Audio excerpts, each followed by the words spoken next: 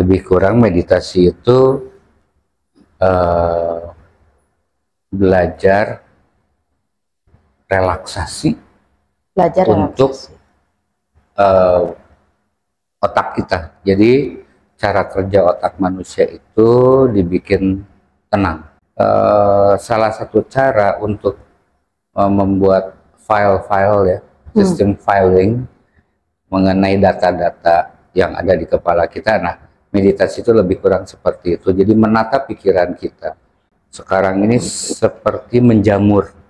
Kalau saya sangat suka dengan fenomena ini karena merupakan salah satu jalan keluar dari tekanan beban hidup yang ada di dalam kepala, terutama di bangsa kita, bangsa Indonesia. Gitu. Jadi kalau ada misalnya pelatihan meditasi 1 minggu bisa gitu, ya mungkin itu hanya oleh orang-orang yang hebat. Tapi saya tidak percaya orang 1 minggu belajar meditasi dengan bayar mahal kemudian bisa, itu bohong.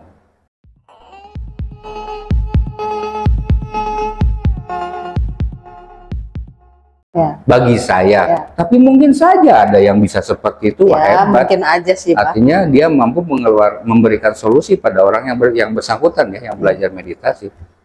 Karena namanya juga pelatihan meditasi, belajar meditasi, artinya butuh waktu, butuh sesuatu disiplin dan sifatnya berkelanjutan. Prosesnya panjang ya? Iya, bisa bertahun-tahun kok. Bertahun-tahun. Ya kalau meditasi hanya bisa 1 minggu, 2 minggu selesai, kenapa yang di Tibet? Iya. Para biksu atau para itu mereka melakukan itu sampai tua loh, mereka itu melakukan hal itu. Ini hanya dengan 1 minggu, 2 minggu langsung bisa, bohong. Nah 1 minggu, 2 minggu kemudian katanya bisa langsung mencapai suwung itu, Bah. Nah suwung itu apa sih, Bah? Nggak usah dijelaskan, itu nanti lagi, itu terlalu berat. Kita materi ini juga kan, kalau bagi saya mendingan kita bahas yang ringan, tapi menjadi sesuatu yang fundamental, menjadi dasar tapi pokok, gitu. Sehingga orang tidak tersesat ketika mempelajari persoalan meditasi, tidak salah persepsi, tidak salah mengartikan, dan tidak salah melakukannya. Jadi ayo bertahap, belajar duduk saja itu bisa berminggu-minggu. Belajar duduk yang benar, lalu belajar mendengar, lalu belajar melihat. Melihat itu artinya, karena duduknya juga kan sambil menutup mata sambil ditutup ya. Kemudian setelah itu baru belajar bernafas. Nah, dari belajar bernafas inilah nanti kita akan mulai memahami, oh nafas tuh ini. Gitu. Kalau dia sudah memahami makna dan guna dari nafas, berarti dia sudah siap untuk naik tingkat. Naik tingkat ke yang berikutnya. Terus kalau meditasi itu biasanya kapan sih, Bah, waktunya yang paling tepat, paling nyaman, paling enak, apa gimana kita aja? Tidak, cari waktu, ruang waktu yang tepat, yang nyaman buat kita. Gitu. Jadi, karena kalau mencuri-curi, misalnya di kantor nih, mencuri-curi waktu gitu, 5 menit aja lah, 5 menit aja lah, boleh, tidak ada larangan. Tapi pasti tidak akan menghasilkan sesuatu yang yang lebih. Gitu. Itu hanya merupakan sebuah pola disiplin saja. Ya, coba cari waktu yang tenang, misalnya di malam hari, ketika semuanya sudah tenang dan kita mau menjelang istirahat, sehingga semua sudah dalam keadaan relaksasi. Kebayang kalau kita di kantor sedang bekerja dengan beban yang begitu berat, kita masih melakukan meditasi. Boleh? Boleh. Tapi kasihan, selesaikan dulu yang utama. Nanti kalau sudah pulang, mulailah meditasi. Lakukan meditasi jam berapapun, senyaman mungkin. Sehingga tidak ada beban apa-apa lagi. Paling enak tuh sebelum tidur kayaknya ya, Bah ya, karena Paling nyaman kalau saya selalu begitu melakukan. karena kan orang bilang kalau mau tidur itu akan lebih baik kita tidur tanpa mengingat-ingat masalah yang Ya, seharian ini kita dapatkan betul. misalnya. Jadi melepas apa sebel, kecewa, Ya, segala macam. Udah jangan dibawa tidur deh gitu. Biar ya, tidurnya lebih berkualitas. betul. Sama setelah meditasi mungkin akan tambah jadi lebih berkualitas lagi mungkin Ya, ya tidurnya gitu. Terus kalau pas meditasi itu boleh nggak sih Bah pakai ada musik gitu atau ada wewangian gitu Bah? wah itu istimewa, itu Oh, sangat istimewa. Apalagi kita mandi dulu, mm-mm, mm-mm, mandi bersih-bersih dulu lah ya, dalam keadaan bersih mandi, mm-mm, lalu kita persiapkan diri kita dengan wewangian, mm-mm. lalu dengan diiringi musik yang tenang. Yang menenang. Itu ada, Mm-mm, silahkan dicari di itu juga ada sekian mm-mm, hertz ya, yang ya, dipakai, misalnya menggunakan eh, apa? Boleh musik musik-musik tradisi juga boleh, piano yang menenangkan gitu. boleh, apapun boleh, selama kita merasa bahagia, Mhm. merasa nyaman, merasa tenang. Jadi kalau eh, bahwa meditasi harus menggunakan lagu India gitu kan. Nah, terus bagaimana orang kita Nanti malah bisa joget. menikmati? Bagaimana kita nanti orang-orang di Eropa bisa menikmati gitu? Karena meditasi itu bagi siapapun, ya itulah tidak tergantung kepada unsur-unsur lain selain manusia itu sendiri. Mm, mm-mm. Bahkan mungkin saya lebih menyukai kalau mendengar suara suling. Mm.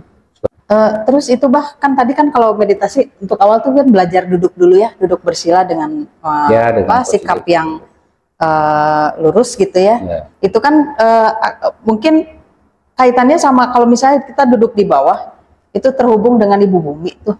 ya, Itu juga memperbaiki sistem saraf sistem saraf di kelistrikan di tubuh kita juga ya karena betul. Karena ada partikel listrik yang betul. saling Ada memasok partikel gitu ya. energi ya yang memicu, kemudian ada juga terjadi pertukaran energi. Oleh sebab itu sebaiknya tidak menggunakan lantai keramik. Ya, Kenapa? Karena keramik itu isolator listrik, ada yang bilang keramik itu kan sebenarnya dari tanah liat katanya Bah. tapi di atasnya kan Ada coatingnya ya, ada coatingnya. pelapisnya. Nah itu betul. sebabnya orang zaman dulu ya, kalau kita perhatian, kenapa di tiang listrik Heeh. itu selalu menggunakan keramik untuk kabel-kabelnya ini. Nah itu karena itu isolator. Jadi itu yang bukan menghambat lagi, itu tidak teraliri listrik. Iya, iya. Iya. Karena tubuh kita juga mengandung listrik ya. Iya. Jadi gitu. Jadi lebih lancar mungkin ya Betul. memperbaiki yang nggak betul lah gitu. Ya.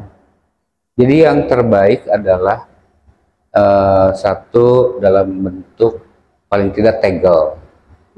Kedua Tegel teh ubin ya, Bah? ubin, kalau ubin zaman Belanda gitu ya, karena dia berpori, ada porinya. Kedua batu-batuan, atau setidaknya semen lah. Semen. Ya, selama itu bukan isolator, tidak ada isolatornya, itu bagus.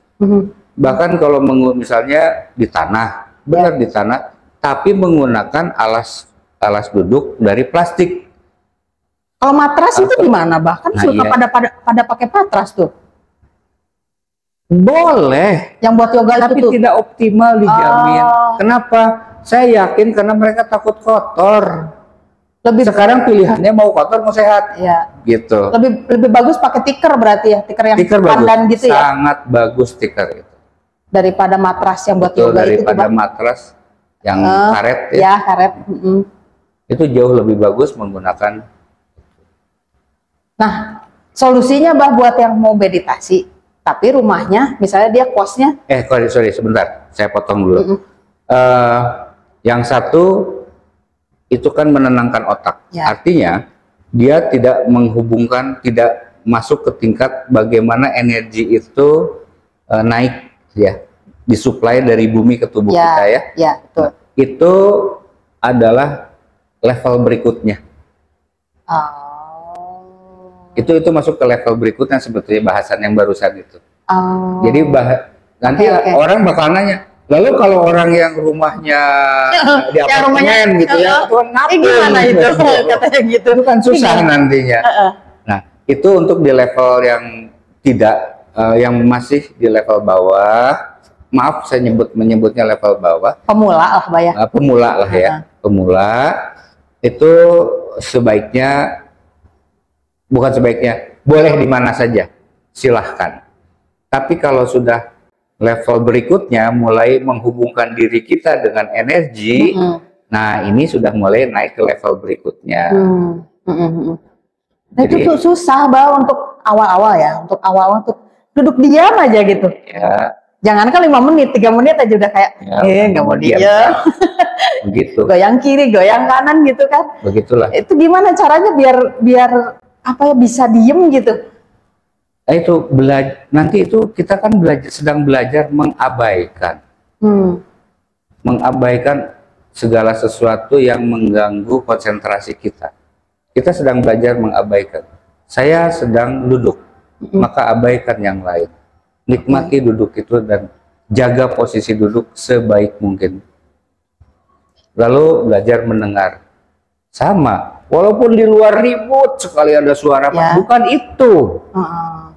Tapi keributan di dalam otak kita. Suara-suara di dalam otak, misalnya suara tagihan listrik, dan lain sebagainya. Pinjol, kayak gitu. Cicilan itu yang harus diselesaikan. Lalu visual juga sama. Nah, kalau visual jauh lebih mudah tampaknya ya, karena kita pasti ketika menutup mata, visual itu nanti akan muncul. Tapi ini yang mulai menggunakan meditasi sudah naik ke tingkat mata, artinya melihatnya ke dalam bukan keluar gitu. Melihat visual-visual yang muncul akibat perilaku otak, itu sudah mulai naik berarti. Bukan disebut halu itu teh, kalau kelihatan ada visual-visual atau suara-suara gitu. Pengertiannya adalah visual, misalnya kebencian kita kepada seseorang, atau kemudian pekerjaan kita, atau keinginan-keinginan kita. Ya. Saya ingin sesuatu, atau saya belum punya sesuatu, atau barang saya dicuri orang, itu kan muncul semuanya. Termasuk orang-orang yang kita cintai, orang-orang yang kita benci, itu pada muncul semua. Saat kita diam tuh ya? Ya, nah, biarkan saja dulu. Dan mulailah perhatikan. Perhatikan saja dulu. Nonton. Jadi kita jadi penonton yang baik atas gambar-gambar pikiran kita sendiri. Itu di tahap kedua. Gitu. Tahap kedua? Iya, tahap kedua tapi dasar. Iya. Untuk pemula.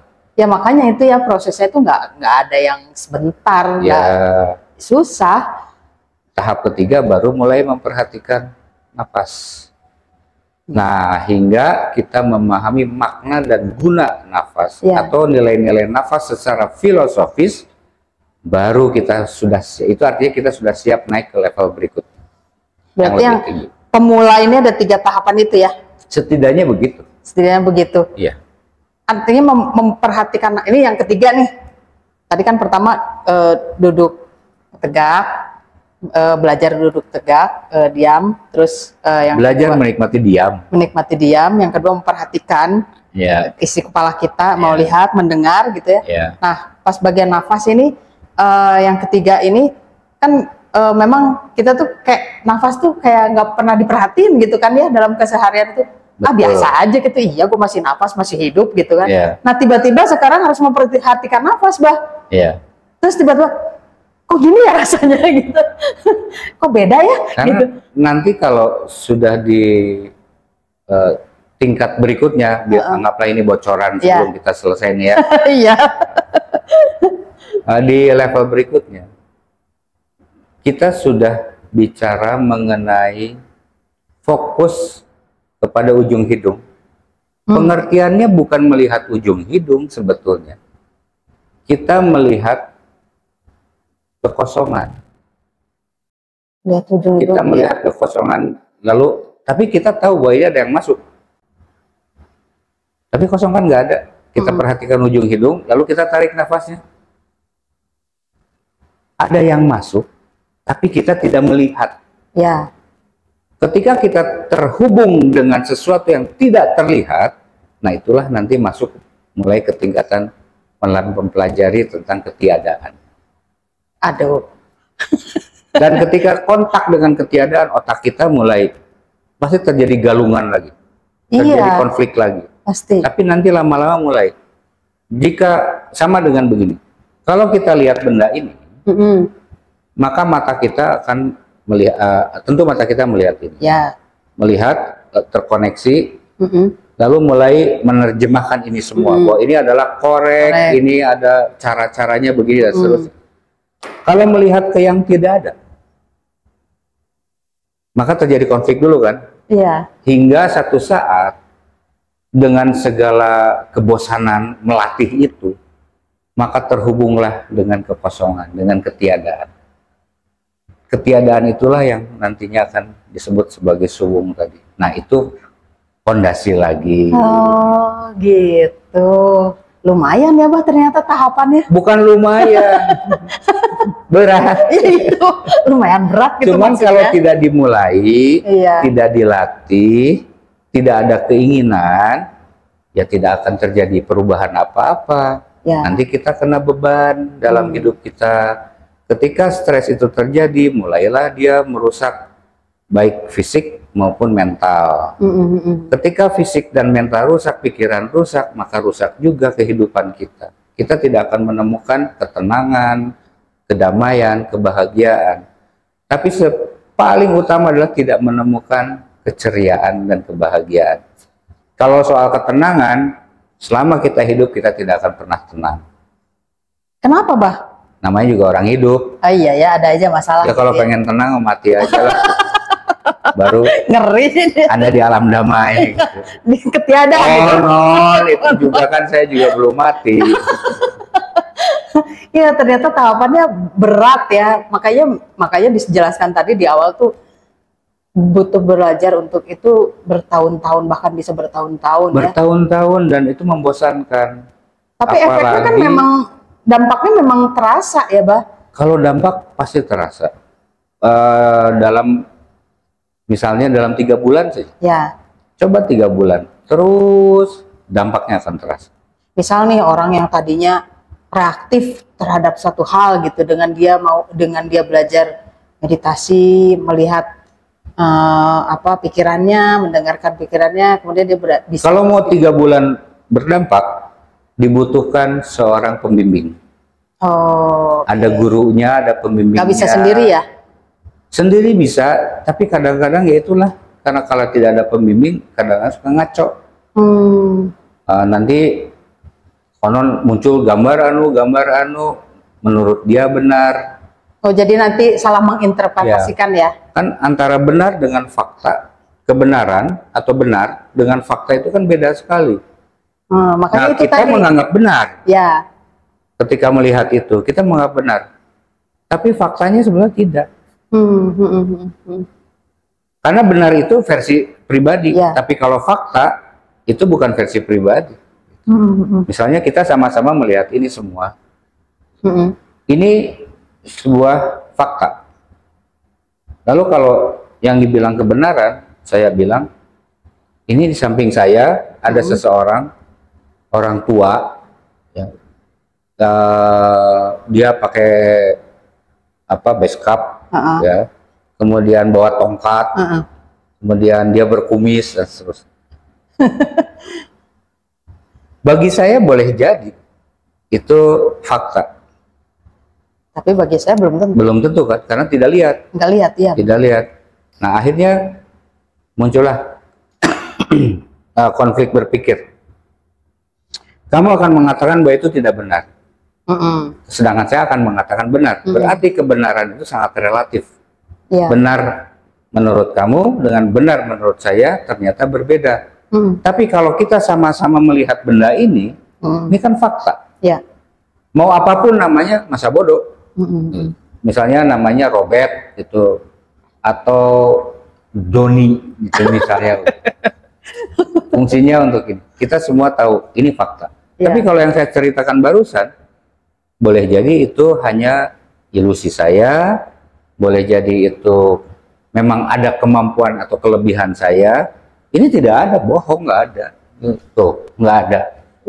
Bohong itu, nggak ada. Tadi pura-puranya begitu. Kalaupun ada, kamu tidak perlu mengatakan itu benar. Kenapa? Percuma. Pun kamu juga tidak melihat fakta. Iya, nggak kelihatan. Fakta kita yang ini jelas. Gitu. Ya makanya itu Bah, kalau mau 3 bulan itu berdampak, si latihan meditasi itu harus ada pembimbing itu begitu ya. Karena kadang yang dia ceritakan setelah dia pengalaman melakukan meditasi misalnya selama sebulan, terus dia bercerita, saya ngelihat ini, saya mendengar ini, sesuatu segala macam. Jadi kayak dianggap halu gitu kan, Bah, gitu. Meditasi, samadhi, atau seringkali dianggap sebagai mempelajari ranah spiritual. Kebanyakan mikirnya gitu, Pak. Kalau sudah bicara tentang spiritual, yang dibutuhkan itu guru, bukan pelatih, bukan pembimbing. Nggak ada pelatih spiritual. Adanya pelatih meditasi. Kalau pelatih meditasi boleh jadi. Bangkitnya meditasi, bangkitnya ajaran-ajaran yang mengarah kepada meditasi, kepada samadhi, itu kan tidak melibatkan nilai-nilai keagamaan manapun, tidak. Bahwa di dalam Buddhisme, di dalam ajaran Buddha ada meditasi, ada samadhi, ya. Di dalam Nasrani juga ada. Jangan dikira tidak ada, cuman caranya berbeda. Dalam Muslim juga ada, tapi caranya berbeda. Jadi berbeda-beda. Itu tentang meditasi tadi. Perbedaan ini yang nggak bisa diterima kayaknya, Pak. Iya, karena semua hanya meributkan persoalan cara, bukan proses. Coba kalau semua mau bercerita, mengungkapkan betapa proses dalam meditasi itu ternyata begitu sulit. Ternyata perlu keberlanjutan yang terus, perlu disiplin, perlu teguh, ya, perlu sebuah keimanan. Keimanan, Pak?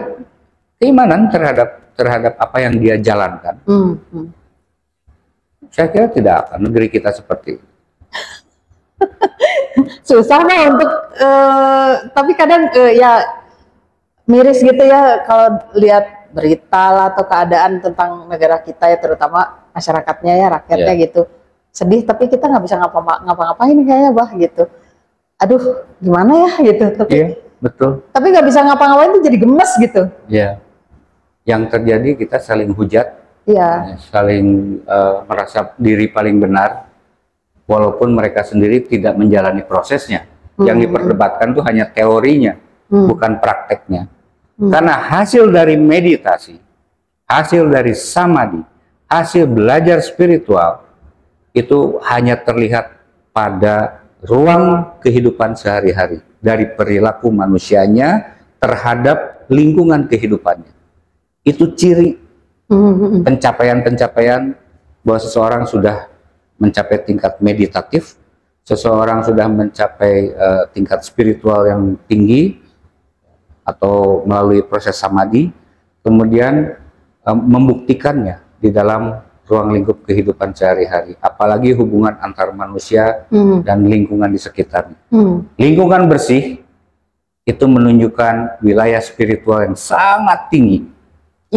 Jadi jangan sampai buang sampah sembarangan. Itu orang yang sudah buang sampah sembarangan bisa dijamin orang tersebut spiritualitasnya sangat rendah. Dangkal sekali. Waduh, banyak dong, Bah, itu. Levelnya juga 0, sekian. Sungai kita kan penuh sampah, Bah. Itu jawaban paling bagus. Saya tidak bilang begitu ya. Tapi memang kenyataannya begitu. Kenyataannya begitu. Iya, kenyataannya memang begitu. Ya, artinya kesadaran masyarakat kita tuh masih rendah ya untuk di ranah spiritual. Kalau disebutkan tadi. Jadi bohong kalau dibilang bangsa kita spiritualitasnya tinggi dan enggak. Hanya segelintir aja ya. Dan perjuangan si segelintir inilah yang kita harus ucapkan terima kasih kepada mereka yang masih berjuang ya, walaupun digempur melalui berbagai kritikan-kritikan dan lain sebagainya. Kritikan dan cibiran. Kita harus dukung mereka yang berjuang untuk bangsa kita, negeri kita, agar semuanya bangkit kembali ke dalam ruang spiritual sebagai bangsa Indonesia yang yang luar biasa. Ini pembicaranya udah cukup ya? Cukup, kayaknya nanti tambah melebar bahaya nih Bang, nanti kita ngobrol di lain waktu aja. Abang mau kasih penutup nggak untuk tentang meditasi ini, terutama buat para pemula nih yang pengen belajar meditasi? Penutupnya adalah belajarlah meditasi. Bagus penutupnya ya. Belajar meditasi, maka kita akan menemukan siapa diri kita sebenarnya, apa yang harus kita lakukan hari ini dan ke depan, dan nanti kita akan paham kepada siapa kita harus mengabdikan diri kita. Penutup yang keren sekali. Kalau gitu terima kasih Abah atas waktunya. Lain kali kita ngobrol lagi. Hatur nuhun. Sami-sami. Rahayu. Rahayu. Rahayu. Rahayu. Rahayu.